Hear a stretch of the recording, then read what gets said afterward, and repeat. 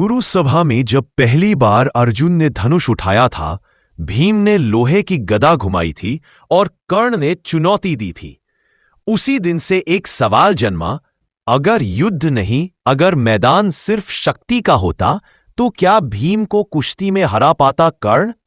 महाभारत के दो योद्धा भीम और कर्ण, एक का जन्म वायु से, दूसरे का सूर्य से। एक का बल था उसके शरीर में, दूसरे का तेज था उसके स्वभाव में। भीम जिनके एक वार से हाथी की गर्दन झुक जाती थी, कर्ण जिनकी बाहों की पकड़ से योद्धा की हड्डियां कांप जाती थी। भीम की शक्ति जन्मजात थी, वायुपुत्र होने के कारण उनमें अमानवीय बल था। कुश्ती में उन्होंने बाल्यकाल से ही 100 भाइयों को मात दी थी। कर्ण की शक्ति साधना से आई थी। दिन रात सूरज की तपिश में खड़े रहकर उन्होंने हर मांसपेशी को हथियार बना लिया था। उनका शरीर कवच कुंडल से नहीं, अनुशासन से चमकता था।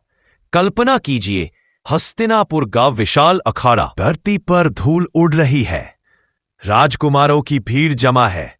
बीच में उतरते हैं दो योद्धा, भीम और कर्ण। ढोल की आवाज गूंजती है। भीम अपनी गदा फेंक देते हैं।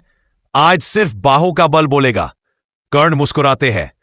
तो फिर आज निर्णय होगा, सूर्य और वायु के बीच। भीम आगे बढ़ते हैं, पहाड़ की तरह टकराते हैं।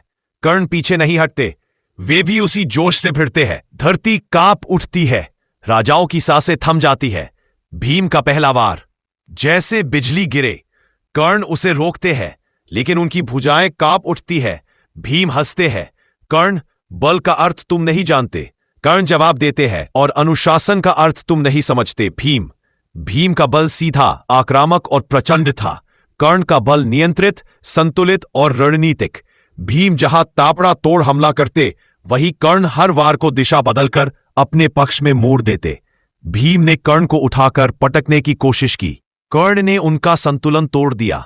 धूल उड़ती है, दर्शक स्तब्ध है। दोनों एक दूसरे को मात देते रहे। कभी भीम आगे, कभी कर्ण हुआवी। लेकिन तभी कर्ण ने भीम को पकड़कर जमीन पर झुकाया और उनके कान के पास कहा, शक्ति केवल जन्म से नहीं मिलती भीम, वो तप से बनती है, देव का वेग। इसके साथ ही भीम ने कर्ण को उठाकर पीछे फेंक दिया। अगर ऐसा युद्ध सच में हुआ होता तो शायद कोई विजेता नहीं बन पाता।